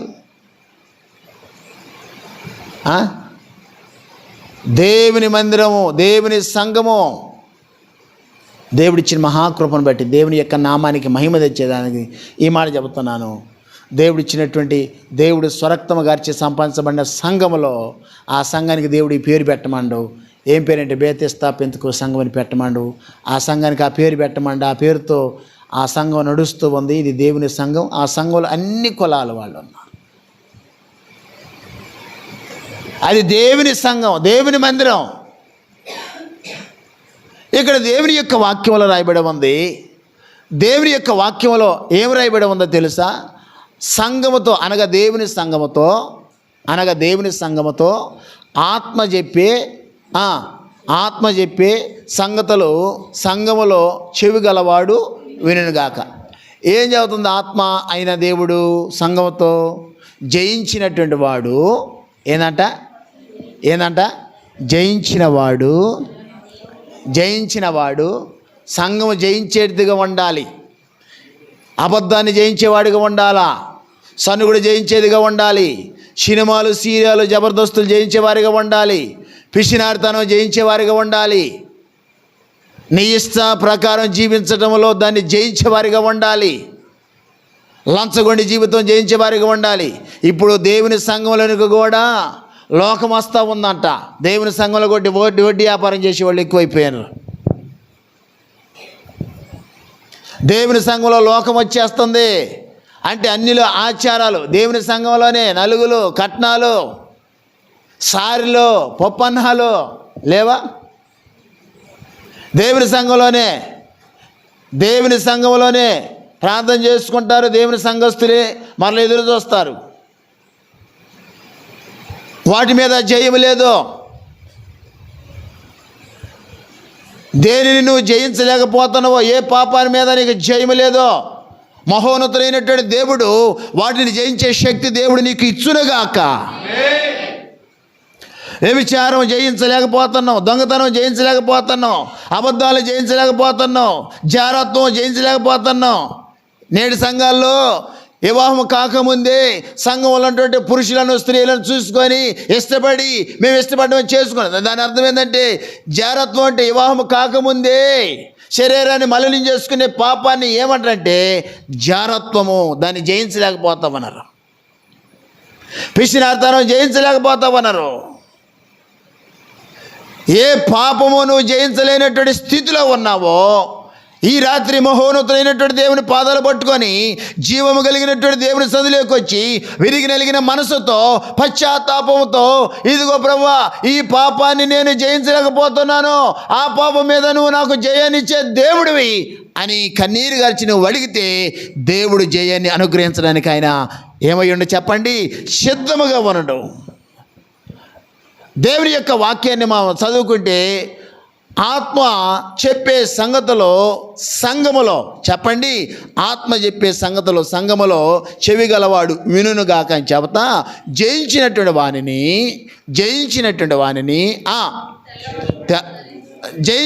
వాడిని జీవగ్రంథములో అతని పేరు ఎంత మాత్రము, అంటే జీవగ్రంథంలో మన పేరు తుడిచివేయకుండా ఉండాలంటే మనం లోకంలో ఉన్నటువంటి మనము సంఘంలోకి వచ్చిన తర్వాత అన్నిటినీ ఏం జయించాలంట? జయించాలి. కొండేల మీద జయించాలి. లేని వార్తలు పుట్టించడం జయించాలి. లేని వార్తలు పుట్టించడం జయించాలి. భేద అభిప్రాయాలు కలిగించడంలో జయించాలి.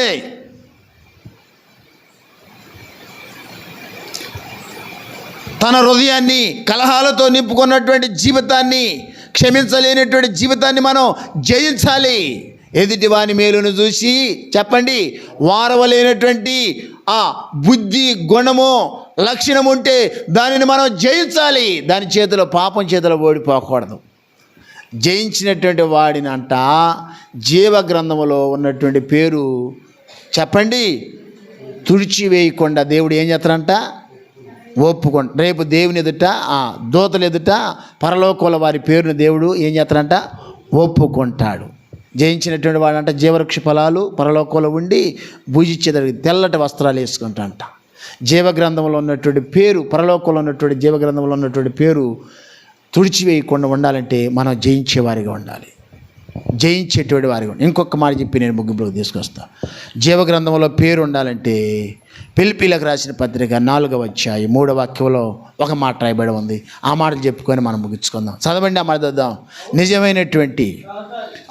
నిజమైనటువంటి సహకారి యొక్క పేరు ఆ స్త్రీలు క్లెమెంతతోనూ సువార్త పనిలో దేవునికి స్తోత్రం కలిగిన గాక.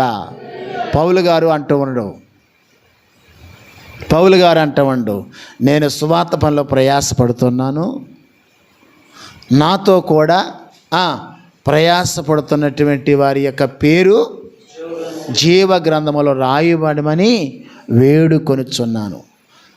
సంఘ పరిచర్యలో, సువార్త పనిలో రాత్రింబగళ్ళు వారు విరామం లేకుండా నశించిపోతున్న ఆత్మలు రక్షించబడినటువంటి ఆత్మలో దేవుని రాజ్యం కొరకు సిద్ధపరుస్తున్నటువంటి దేవుని సేవకులు ప్రయాసపడదంటే ఆ ప్రయాసకు నువ్వు నిజమైనటువంటి చెప్పండి సహకారిగా ఉంటున్నావా?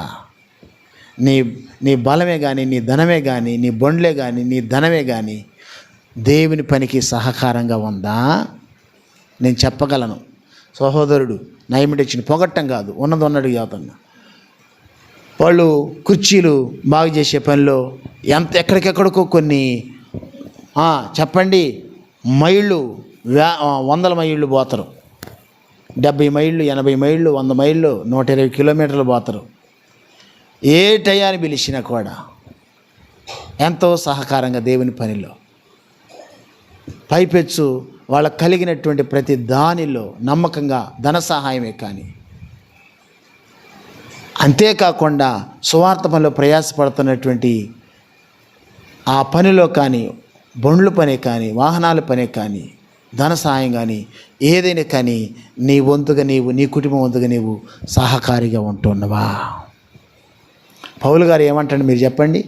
అవును, నిజమైనటువంటి సహకారి యొక్క పేరు జీవ గ్రంథములో లిఖించుము, రాయమని వేడుకొనుచున్నాను, బ్రతులాడుకొనుచున్నాను. నీవు ఈ పరిచర్యలో నువ్వు ఎంతో సహకారిగా ఉండాలి. నీ కుటుంబం ఎంతో సహకారిగా ఉండాలి. ఓరక మందిరానికి వచ్చిపోతే పోతా నేను కూర్చున్న సాప కూడా మీరెవరో తీసుకోండిలే, ఏందంట నేను కూర్చున్న కుర్చీ కూడా మీరెవరో తీసుకోండిలే, ఆదివారం వస్తాను పోతాను, మందిరం జమ్మను, సేవకుడి కుటుంబానికి సహకారంగా ఉండను, పరిచర్యలు సహకారంగా ఉండను, దేవుని యొక్క నామానికి మహిమకరంగా ఈ పరిచర్య కొనసాగుతూ ఉంటే సహకారిగా ఉండను. కొంతమంది ఎటువంటి సహకారం ఉండదు, దేవునికి కానీ, దేవుని పరిచర్యకి కానీ, దేవుని సేవకుడు కుటుంబానికి కానీ, దేవుని సేవకులకు కానీ, సంఘానికి కానీ. సహకారం లేనటువంటి వారి పేరు జీవగ్రంథంలో రాయమని ఉందా? రాయపడదు అని ఉంది బైబిల్లో. ఈ రాత్రి కాలంలో నీవు సహకారిగా, నీ కుటుంబం సహకారిగా దేవుడు మార్చునుగాక. నీ భర్త సహకారిగా మార్చబడునుగాక. నీ వంతుగా నువ్వు ఎంత సహకారం చేస్తావో, ఏది సహకారం చేస్తావో నీ చేతనైనంత వరదాకా నువ్వు సహకారిగా ఉండు. దేవుని పరిచర్యకే కాదు, సహోదరులకే కాదు, తల్లిదండ్రులకే కాదు, దేవునికే కాదు, దేవుని సేవకులకే కాదు, సహకారులుగా మనం ఉండేటువంటి వారుగా ఉండాలి. నిజమైనటువంటి సహకారుల యొక్క పేరు జీవ గ్రంథములో లిఖించు. ఇంకొక మాట ఉంది. ఆ మాట ఏంటంటే లోకసువార్త 17వ అధ్యాయంలో 10 వాక్యం ఏముండిద్దంటే, శిష్యువులను దేవుడు ఇద్దరిని సేవకు పంపించిన తర్వాత వాళ్ళు దెయ్యాలు వెళ్ళిపోతా రోగులు స్వస్థపడుతుంటే వాళ్ళు తిరిగి యేసు ప్రభు వారి దగ్గరికి వచ్చి చెబుతారు, అయ్యా నీ నామమున దెయ్యాలు వెళ్ళగొట్టామయ్యా. ఏదంట? నీ నామమున దెయ్యాలు వెళ్ళిపోతాని, గొప్ప గొప్ప కార్యాలు జరుగుతుంటే అప్పుడు యేసు ప్రభు వారు ఉండి, వరి ఇవన్నీ చూసి సంతోషపడబాకండిరా, ఇవన్నీ నా నామములు వెళ్ళిపోతాయి. కానీ దేన్ని చూసి సంతోషపడాలా? ఎండు ఉందనో, బంగారం ఉందనో, లోకంలో ఉద్యోగాలు ఉన్నాయనో, సంఘంలో నా పేరు పెట్టి పిలిచిండను, నేను తెచ్చినటువంటి పలహారం చెప్పండి చెప్పిండను, లేకపోతే లోకంలో ఏదో ఉందనో, అవి కాదు, ఇవన్నీ కాదు. మంచి ఇల్లు ఉందని చూసి సంతోషపడటం కాదు, పొలం ఉందని కాదు, అందం ఉందని కాదు, మంచి బిడ్డలు ఉందని కాదు, ఇవన్నీ కాదు. ఇవన్నీ దేవుడి వల్ల కలిగి అవుతాయి. కానీ నీ పేరు జీవగ్రంథంలో ఉందో లేదో చూసుకొని ఉంటే సంతోషపడండి. లేకపోతే రాయమని ప్రభు పాదాల దగ్గర పట్టుకొని అడగండి. నీ పేరు ఎక్కడ ఉండాలి చెప్పండి? ఇంటి మీదనా? ఇంటి మీద రాస్తే, బండి మీద రాస్తే అవి చూసుకొని సంతోషపడతాం. అవన్నీ వేస్ట్. అవసరం ఏంటంటే నీ పేరు జీవగ్రంథంలో ఉందో లేదో చూసుకొని సంతోషపడము. ఎందుకంటే ఎవరి పేరైనను జీవగ్రంథమందు రాయినట్టు కనపడని ఎడల వాడు అగ్ని గంధక గుండములో పడవేయబడును. ఇది 2వ మరణము. ఆ మరణము నుంచి నీవు తప్పించుకోవాలి. అది యుగయుగాలు మండేటువంటి అగ్ని ఆరదు పురుగు. నీ పేరు ఎక్కడ ఉండాలి చెప్పండి?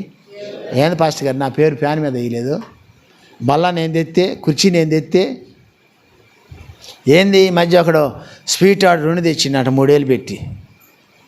అసలు పలహారం ఎవరు తెచ్చారో నాకు తెలియదు, నేను అడగను.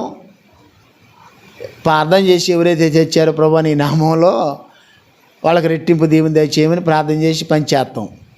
ఏంది 3,000 పెట్టి నేను లడ్లు బూందీ తెస్తే కనీసం ఒక పేరు కూడా, నా పేరు కూడా చెప్పలేదా, నా పేరు కూడా ఎత్తలేదా? నువ్వు పలహారం తెస్తే, నువ్వు గిన్నె తెస్తే, నువ్వు బేసిన్ తెస్తే, నువ్వు బల్ల తెస్తే, నువ్వు ఫ్యాన్ తెస్తే నీ ముందల బూర వదల్లా? ఏమండి? సుజ్ఞానము ఫ్యాన్ తెచ్చింది, దేవుడు ఆమెను దీవించునుగాక. ఎల్లమ్మ 50 రూపాయలు కానుక ఇచ్చింది, ఆమెను దీవించునుగాక. కోడి గుడ్డు తెచ్చింది, బంతి పువ్వు తెచ్చింది, పొట్లకాయ తెచ్చింది. ఆ సంఘాలు ఉన్నాయి లేవా? కొంతమంది అయితే మొన్న ఆదివారం మైకులో నేను చూస్తూ ఉన్నాను, మైకులో పేరు పెట్టల్లా, పేరు పెట్టి ప్రార్థన చేస్తాం. ఎందుకు వాళ్ళు ఇని అబ్బో పాస్టర్ గారు నా పేరు పెట్టల్లా ప్రార్థన చేస్తుందని.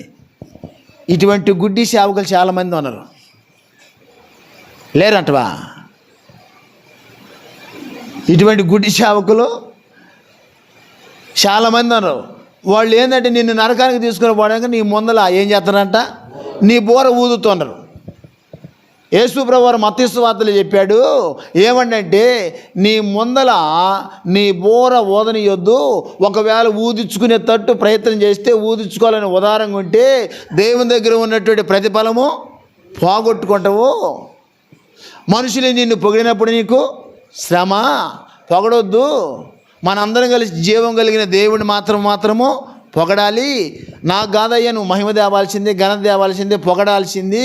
మహోన్నతుడైనటువంటి దేవుడు మహిమ ఘనత పొందడానికి అరుకుడు ఆయన. 24 మంది పెద్దలు ఉన్నారు. నేను ఎక్కువ చెబుతున్నానేమో. 24 మంది పెద్దలంటే సువర్ణ కిరీటాలు ఇస్తే ప్రకటన గ్రంథంలో ఆ సువర్ణ కిరీటాలు అంటే సింహాసనం ఎదుట ఇసిరేసి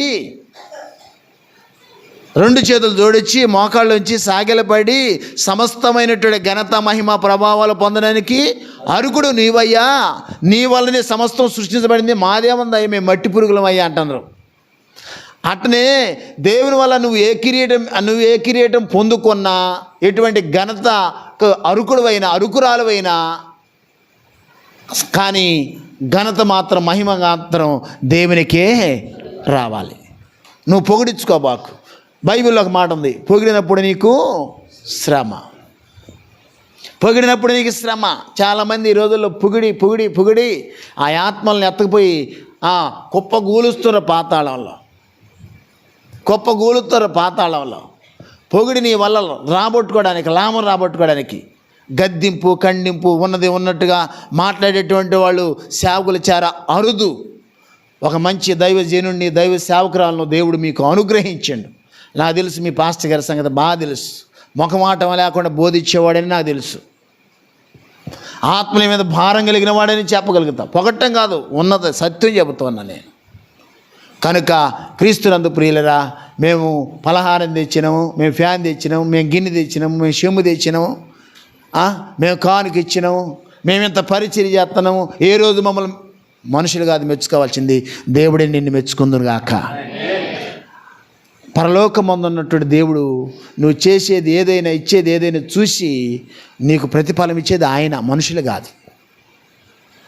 నువ్వు ఉపవాసం అన్నా, నువ్వు పరిచర్య చేసినా, నువ్వు ఏది చేసినా ప్రతిఫలం ఇచ్చేది ఆయన. ఆయన వల్ల ప్రతిఫలం పొందాలని నువ్వు చెప్పండి కోరుకోవాలి. కానీ నీ పేరు ఎక్కడ ఉండాలంట? మనుషుల మధ్యలో కాదు, మనుషులు ఎదుట కాదు, జీవగ్రంథంలో ఉండాలని. మీ పేరు ఉందో లేదో చూసుకొని సంతోషపడమని మహోన్నతులైన దేవుడు నీ శిష్యులకి జ్ఞాపకం చేస్తాడు. ఈ రాత్రి మనకి జ్ఞాపకం చేస్తాడు. ఎవరి పేరైనను జీవగ్రంథమందు రాయినట్టు కనపడినలా వాడు అగ్ని గంధకము గుండములో పడవేయబడును. ఇది రెండో మరణం. అటువంటి మరణం నుంచి దేవుడు మనల్ని, మన కుటుంబాన్ని, మన బిడ్డలను, మన సంఘాన్ని దేవుడు తప్పించునుగాక. అటువంటి కృప దేవుడు మనకు దయచేయునుగాక. ప్రార్థన చేసుకుందాం. ప్రేమ కలిగిన తండ్రి, నీకు స్తోత్రాలు.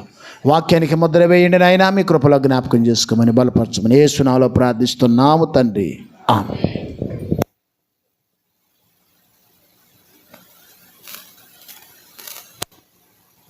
ప్రభువుకు మహిమ కలుగునుగాక. మోకరిద్దాం, చివరి ప్రార్థన చేసుకుందాం.